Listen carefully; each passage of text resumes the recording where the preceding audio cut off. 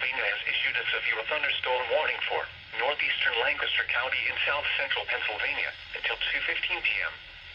At 1:58 p.m., a severe thunderstorm was located over Adamstown, moving east at 25 miles per hour. Hazard, 60 miles per hour with gusts and quarter-size hail. Source, radar indicated. Impact, hail damage to vehicles is expected. Expect wind damage to roofs, siding, and trees. Locations impacted include Reamstown, Adamstown, Bowmansville, Reinhold, and Five Point Hill. This includes the Pennsylvania Turnpike from mile markers 284 to 295.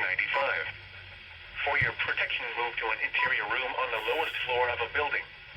Repeating, a severe thunderstorm warning has been issued until 2:15 p.m. for the following county: Lancaster, Pennsylvania.